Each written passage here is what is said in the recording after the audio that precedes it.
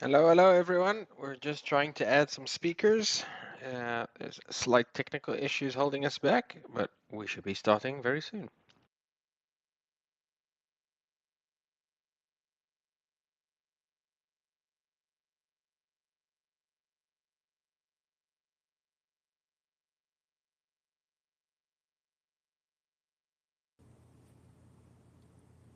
Mic check, this is Engelandia from Sovereign. How do I sound? You sound okay, although a little bit far away. Thank you for the mic check. Armando, can we get a mic check from you? Can you hear me well? Yes, we can. Thank you. Dan, if you can hear me, Dan Held, I'm trying to add you as a speaker unsuccessfully. If you can maybe leave and rejoin, I will try and add you again.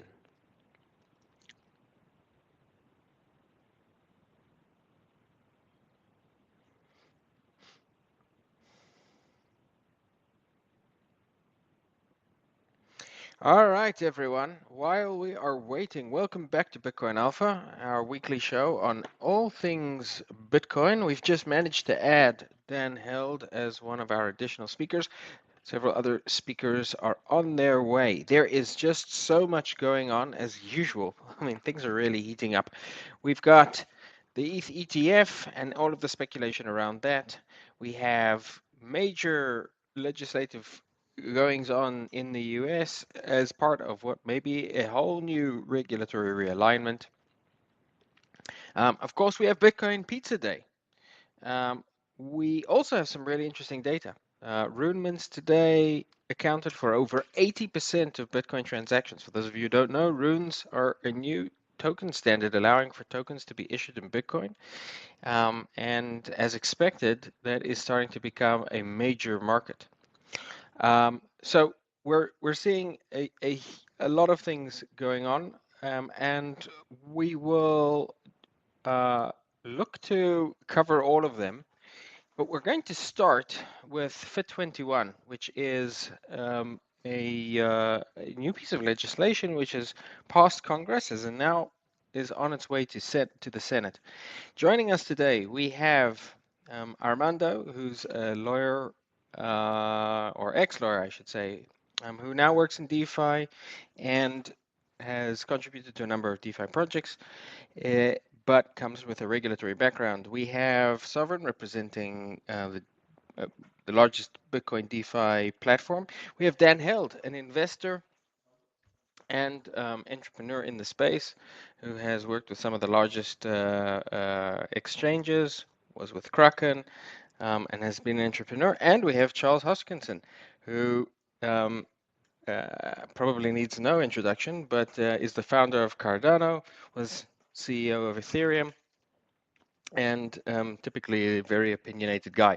So I'm going to start by asking Armando if you can give us an outline, just a high-level outline on where things stand with this new piece of legislation that has gone through Congress, and then let's try and understand how the different people on the panel are thinking about it, because I've seen a lot of different opinions. Armando, over to you.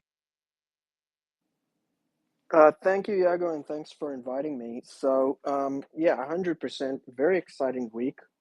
I've been in the space for over 10 years, and I don't think there has ever been such a substantial amount of regulatory news in one week, especially news that is so positive. So, you mentioned the movement with regards to the ETH ETF, which is very interesting.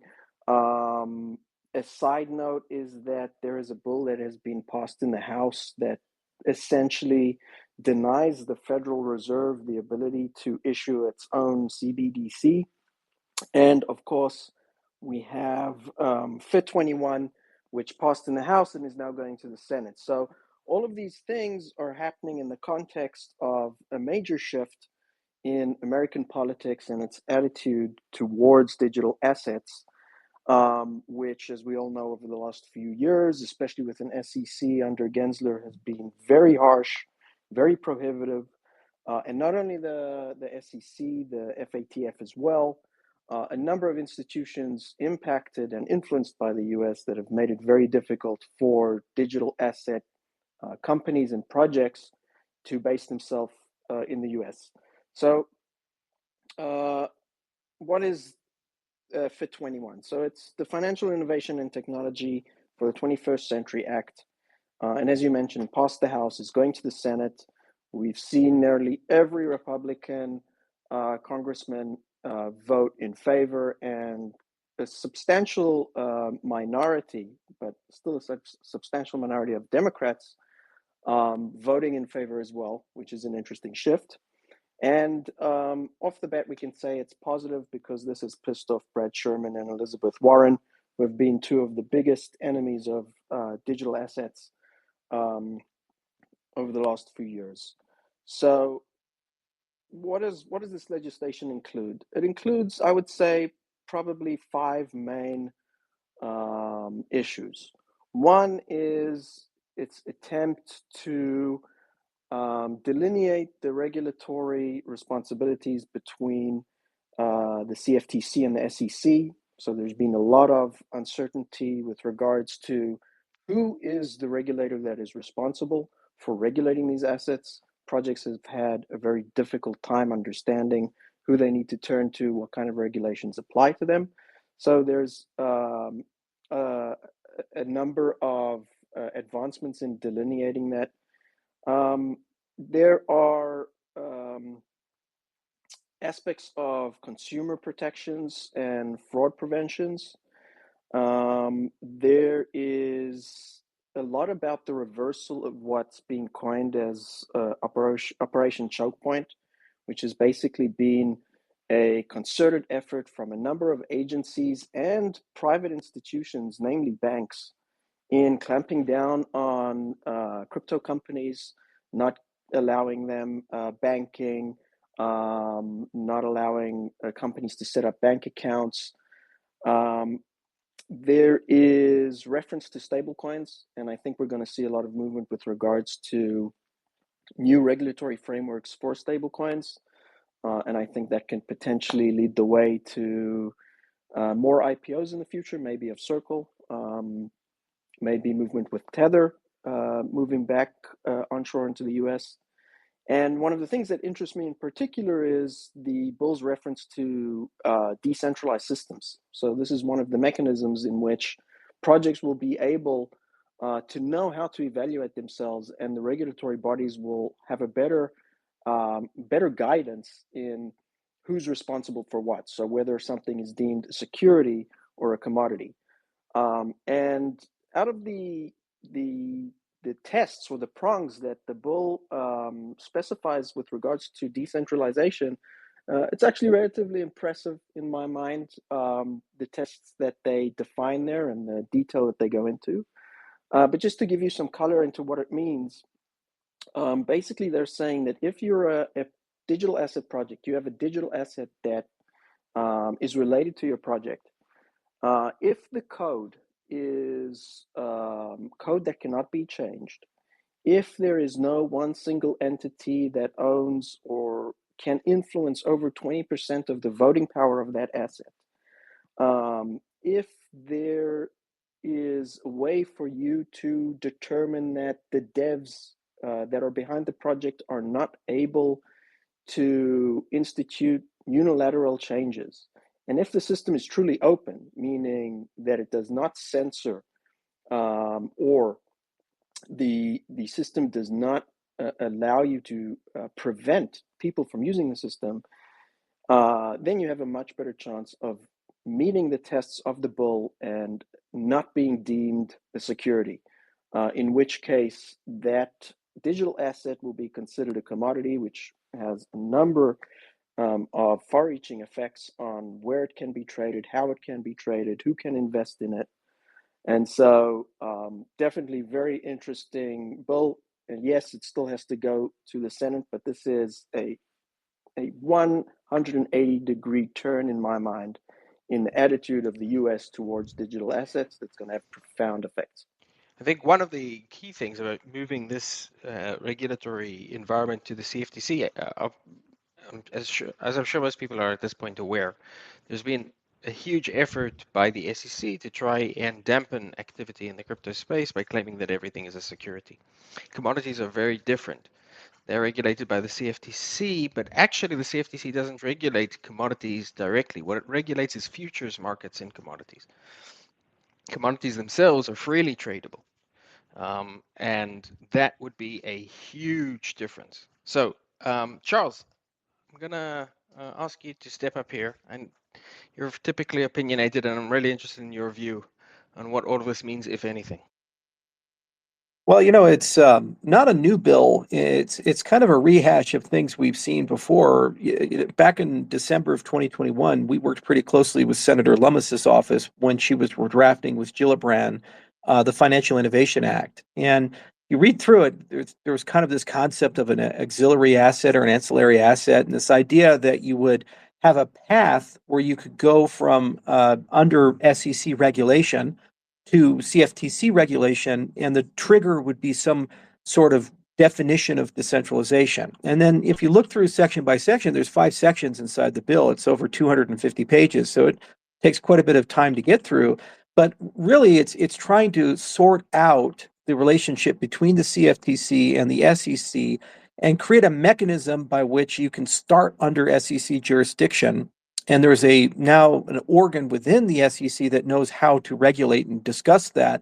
And then once you've met certain criteria, you can graduate and become a proper commodity. And some additional authorities are given to the CFTC to facilitate that regulatory structure. But for the most part, you're able then to freely trade, just like gold trades or wheat trades or all these things.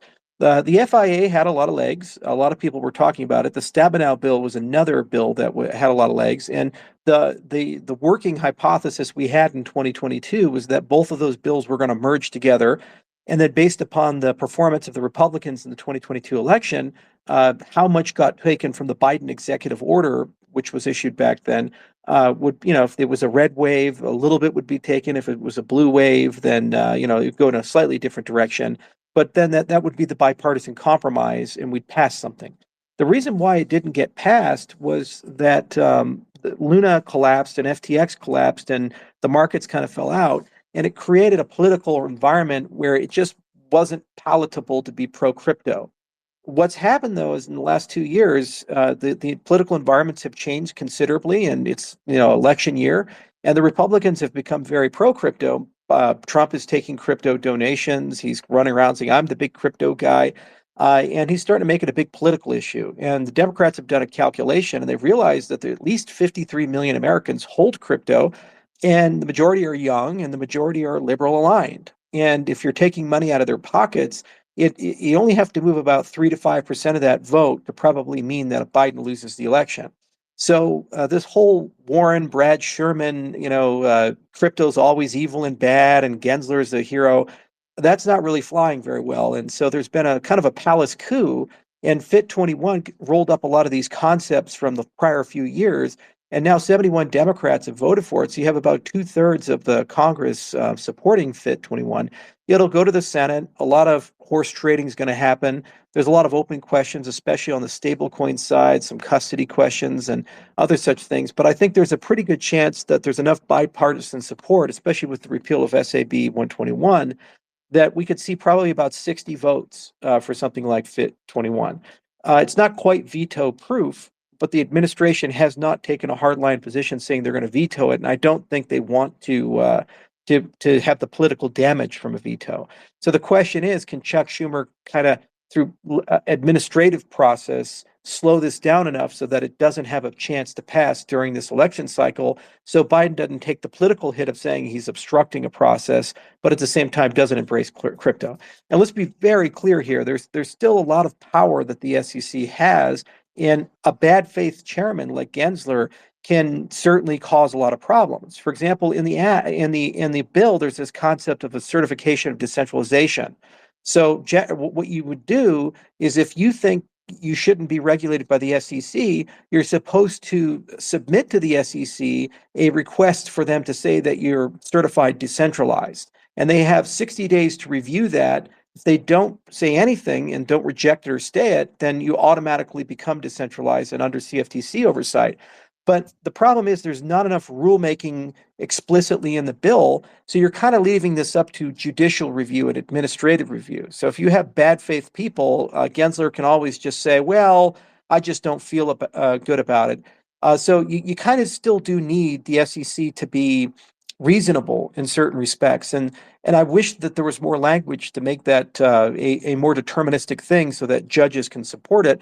But the other side of it is the CFTC and the SEC are supposed to talk to each other about these very issues and these transitions. And if there was substantial heartburn from the CFTC about the certification process, the hope would be they could push the SEC to act a little bit more honestly about it. So it doesn't solve every problem, but it's a humongous step forward, in terms of actually creating a statutory definition in the Securities Exchange Act of 1933 for cryptocurrencies and creating a framework for how you would move between one regulator to another regulator as the facts and circumstances of the project evolve. And the Senate's going to have to kind of fill in some of those details now. Charles, I'm going to ask you what might be a bit of an unfair question.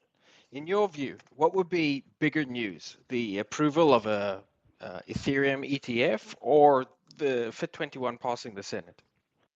FIT 21 passing and getting signed into law. So it can pass the Senate, but if the president vetoes it, it's still dead in the water. We don't have a veto-proof majority to get through it. But you got to understand, anytime you create digital clarity, this means that regulated actors in the United States now know 100% how to interface with and trade and adopt cryptocurrencies. So an Ether ETF is great for some local liquidity of Ethereum. And as we saw with Bitcoin, it does create some nice price action. But basically creating regulatory certainty for every regulated financial actor in the entire United States, and by extension, how that's going to interoperate with MiCA, Middle East and Asia, this effectively ends the war on crypto and at least resets the conversation. So trillions of dollars of real world assets and trillions of dollars of trading activity will enter the cryptocurrency space if America ends the war on crypto. So that's probably the single biggest event that could happen for our industry. Bruce, I know you've been a lot more skeptical about this. I'd be interested in your view.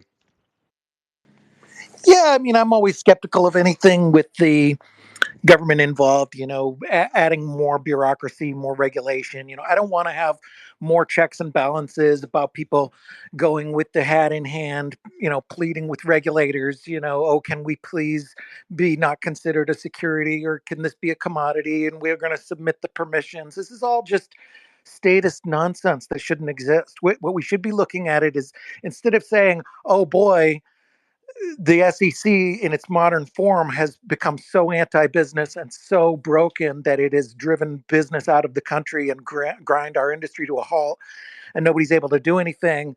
Let's make a big bunch of pile of nonsense to make it so people can go back and forth and figure this whole thing out and put some under some authority of some other big bunch of bureaucrats. Instead of doing that, we should say, hey, wait a minute, these things are too burdensome and ridiculous. Let's get rid of some of them so it doesn't matter whether, right now there's this whole obsession whether you're security or not. It shouldn't even matter. We should make it so people go to the America and say, yeah, it doesn't matter whether you're security or not. So what? So you're security, big deal. It's a one-page form, and you do it. But it's not that way, because we have 90 years of goofy regulations that have piled up and piled up and piled up on top of each other. We now have this situation in America where it's very, very, very difficult to do anything if you're a security, and that's fundamentally flawed, because securities are the lifeblood of everything, and securities are a much, much better form. The whole reason we've gone down this stupid rabbit hole of chasing tokens and trying to tokenize, make things that have no value into tokens, and trade them, is because the things that would have real value, like stocks, are too difficult. You can't just tokenize a stock and start trading it, because there's a million. That's definitely a security. All stocks are securities. And once you do that, you have to be registered, and you can't trade it if it's a token. I mean, it's just basically impossible. But fundamentally, if we didn't have any of these stupid regulations, we didn't have any of these clown bureaucrat tyrants in our face pushing us down with their thumbs with the money that they stole from us, and we had a free world and a free open economy like every single ancestor of all of us had for thousands and thousands of years relative to what we have now, people could create an instrument and tokenize it, and then they'd be able to trade it. And what the market would naturally gravitate towards is they would say, hey, this guy or woman is creating this cool project